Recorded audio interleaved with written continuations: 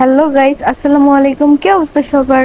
তো হিমছড়ির উপর থেকে আমরা নিচে নেমে যাচ্ছিলাম। তো সিঁড়ি বেয়ে আমরা নিচে অলরেডি নেমে চলে এসেছিলাম। তো নামতে নামতে তো তানবীর কি আমাকে বলেছে সেটা আগের ভিডিওতে শুনতেই পেয়েছেন। তো ভাবতেছিলাম তানবীরের এই টিপসটা বাসায় গিয়ে আমি ট্রাই করব। তো আমি যেহেতু ঝর্ণাটা খুঁজতেছিলাম, তো ফাইনালি আমরা আমাদের ঝর্ণাটা পেয়ে গিয়েছিলাম। তো ঝর্ণাটা এত বেশি বড় ছিল না, তো ঝর্ণার উপরেও ওঠা যায় এটাকে জানতাম না। তো এখানে আসার পর অনেক বেশি বৃষ্টি হচ্ছিল, তার মধ্যে অনেক কাদাও ছিল। তো আমরা ফাইনালি আমাদের ঝর্ণা যেহেতু পেয়ে গিয়েছি, তো ওখানে তো অবশ্যই যেতে হবে আর ছবি তুলতে হবে। তো আমাদের যেহেতু অটোওয়ালা আমাদের ফোন দিচ্ছিল চলে যেতে হবে, সেজন্য হাতে টাইম খুব একটা বেশি ছিল না। তো যে টাইমটা আমরা পেয়েছিলাম সেই টাইমের মধ্যেই কিছুক্ষণ আমরা এখানে ঘোরাফেরা করেছিলাম, ছবি তুলেছিলাম। তো এইখানে ঝর্ণাটা আমার খুব বেশি ভালো লেগেছে। তো উপরের পাশে একটা জায়গা ছিল, এটা সবচেয়ে বেশি সুন্দর ছিল। তো এইখানে উপর থেকে পানি বেয়ে বেয়ে পড়তেছিল আর সিঁড়িগুলো অনেক ঢালু ছিল। তো এই প্লেসটা সত্যি অনেক সুন্দর ছিল, এখানে সবাই দাঁড়িয়ে দাঁড়িয়ে ছবি তুলতেছিল। তো আমরা প্রথমে এটা দেখে ভয় পাচ্ছিলাম যে উপরে উঠবো কিভাবে, সবাই উপরে উঠে যাচ্ছিল ঠিকই, কিন্তু তানভীর আমাকে নিয়ে খুব ভয় পাচ্ছিল যে আমি যদি পড়ে যাই আর আর সিঁড়িগুলো যদি পিচ্ছিল থাকে তাহলে তো আমার অবস্থা একদম খারাপ হয়ে যাবে। তারপর কে শুনে কার কথা, আমি তো সবসময় চ্যালেঞ্জ নিতে খুব বেশি পছন্দ করি। তো ওর কথা না শুনে আমি উপরে উঠে চলে এসেছি। উপরে উঠে আসার পরে আমি তো একদম অবাক হয়ে গিয়েছিলাম। উপরের পরিবেশটা অনেক বেশি সুন্দর ছিল, একদম চারদিকে গাছপালায় পরিপূর্ণ ছিল আর অনেক বড় বড় পাহাড় ছিল। তো ওরা আবার কি করেছিল, একদম ভিতরে চলে গিয়েছিল মিহাল আর শ্রাবণ। তো আমি ভয়ে আর ওইদিকে পরে যাইনি। আমার খুব ইচ্ছা ছিল যে ওইদিকে আমি যাব, ওইদিকে কি আছে দেখবো। তো ওরা এসে এসে বলতেছিল যে না, ওইদিকে আরো অনেক সুন্দর সুন্দর জায়গা আছে ছবি তোলার। তো মোটামুটি সবাই ওখানে গিয়েছিল, কিন্তু তানভীর আমাকে ওখানে যেতে দেয়নি। আর ওইদিকে গেলে তো সময় আরো বেশি নষ্ট হয়ে যাবে সেজন্য, কারণ অটোওয়ালা আমাদেরকে অনর্গল ফোন দিচ্ছিল। তো তারপর সেখান থেকে আমরা আস্তে আস্তে নেমে চলে এসেছিলাম। তো এই জায়গাটা সত্যি অনেক সুন্দর ছিল, আমার অনেক বেশি ভালো লেগেছে। আর ঝর্ণার পানিগুলো কোত্থেকে আসতেছিল সেটাও দেখতে গিয়েছিলাম। তো দেখতে পেয়েছিলাম যে কোত্থেকে আসলে আসতেছে, এটা উপরে একটা লেকের টাইপের ছিল, ওই পানি থেকে এই পানিগুলো পড়তেছিল। তো তারপর হচ্ছে আমরা আবার সুগন্ধা পয়েন্টে চলে এসেছিলাম, এই সেই আবার কাজলের দোকানে ঢুকে পড়লাম। তো এই সে দেখতেছিলাম বেচারা কাজলের দুলাভাই মন খারাপ করে বসে আছে, কারণ ওনাকে নাকি আমরা আজকে নিয়ে যাইনি তাই। তো আসলে ব্যাপারটা খুব ফানি ছিল, তো ভাইয়াটাও অনেক বেশি ফানি ছিল। তো এখন এই তো কাজল লেগে পড়েছে তার দোকানের কাজে, কারণ হচ্ছে সে সারাদিন আমাদের সাথে ছিল, অনেকটা সময় দিয়েছে। এখন হচ্ছে তার দোকানে একটু বসতে হবে, কারণ ওর বাবা এখন হচ্ছে বাসায় যাবে।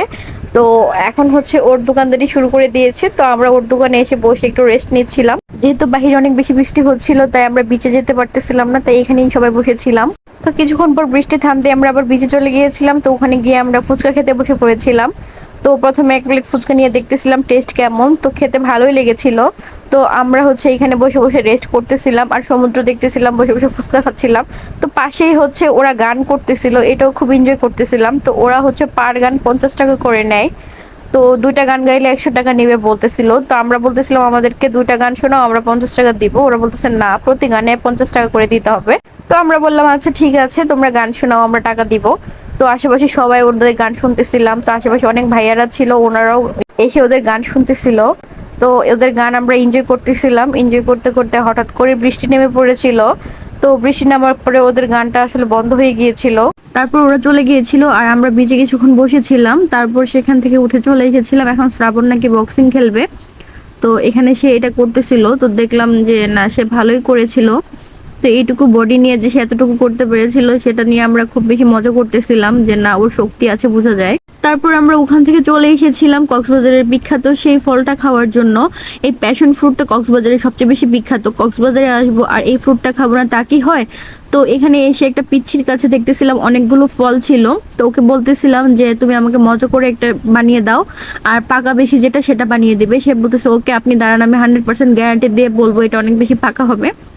তো ছোট একটা ছেলে, ও বিজনেস করতেছে, ওটা এটা মূলত ছিল ওর মার বিজনেস। তো ওর মা যেন কোথায় গেছে তাই সে বসেছে, কিন্তু তারপরেও তার মধ্যে কত কনফিডেন্স ছিল যে সে ভিতরে যেটা পাকা হবে সে অবশ্যই সে কনফিডেন্স দিয়ে বলতেছিল। মানে ওদের ব্যবসা করতে করতে একদম আইডিয়া হয়ে গিয়েছে যে কোনটা কিরকম হবে। তো জিনিসটা আমার খুব বেশি ভালো লেগেছে। তো সে সেটা মজা করে আমাদেরকে বানিয়ে দিয়েছিল। তো এখন হচ্ছে খেয়ে দেখার পালা। তো আমি আবার ওকে আগে বলেছিলাম যে যদি এটা মজা না হয় আর পাকা না হয় তাহলে আমি কিন্তু টাকা দিব না। পরে বলছে না, আপনি 100% খেয়ে দেখেন, অবশ্যই মজা হবে। আর দেখতেই তো পাচ্ছেন অনেক বেশি পাকা। তো ফলটা খেয়ে তো আমরা অনেক বেশি মজা পেয়েছিলাম, তো ভাবছিলাম যে আরো নিব, পরে ভাবলাম যে না থাক, এখন রাত হয়ে গিয়েছে, বেশি টক খাওয়া যাবে না। তো ফলটা মূলত টক ছিল না, মিষ্টি ছিল।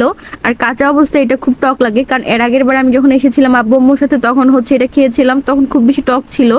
তো তো মূলত ওইটা কাঁচা ছিল সেজন্য, তো এটা যেহেতু পাকা ছিল অনেক বেশি মজা লেগেছিল, মিষ্টি লেগেছিল।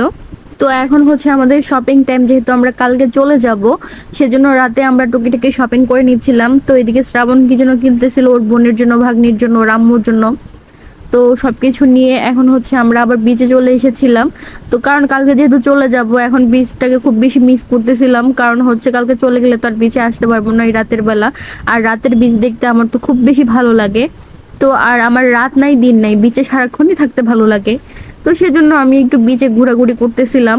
তো রাত প্রায় অনেকও হয়ে গিয়েছিল, দেখেন আকাশে কি সুন্দর চাঁদটা উঠেছে, একদম চাঁদের আলোতে সমুদ্রের মধ্যে হাঁটাহাঁটি করতে তো অনেক বেশি ভালো লাগে। এদিকে তানভীর আমাকে একটা রিয়েল পার্লের রিং গিফট করেছিল, তো সেটাই আমাকে পরিয়ে দিচ্ছিল সমুদ্রের মাঝখানে। তারপর আমরা ফুচকা খেতে চলে এসেছিলাম, কাজল আমাদেরকে নিয়ে এসেছিল তার ফেমাস একটা ফুচকার দোকানে।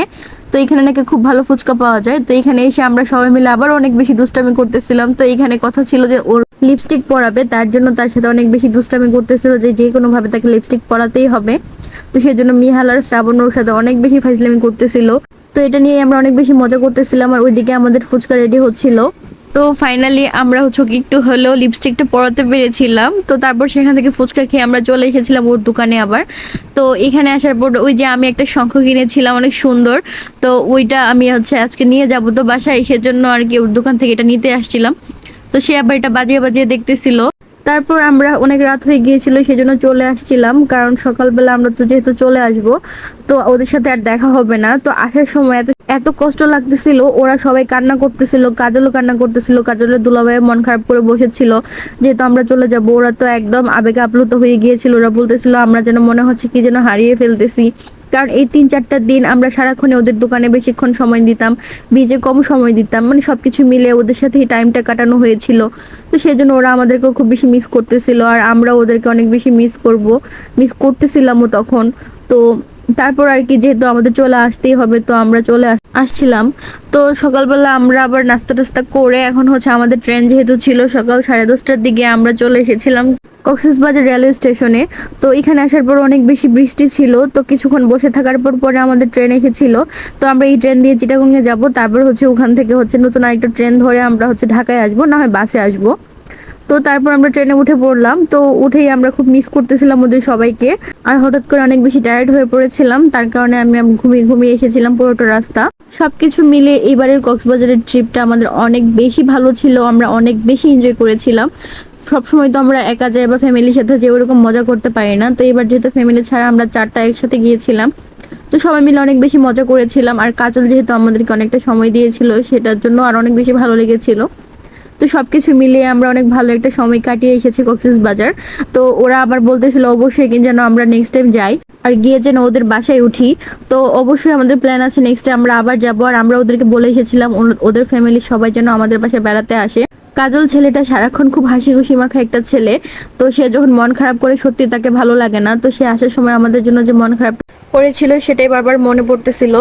তো গাইস ভিডিওটি আজকে এই পর্যন্তই, নেক্সট ডে আরো সুন্দর সুন্দর ভিডিও আপনাদের জন্য নিয়ে আসবো, অবশ্যই দেখতে থাকেন আর আমাদের পাশে থাকেন। তো আজকের মতো ভিডিও এই পর্যন্তই, ভালো থাকবেন, আল্লাহ হাফেজ।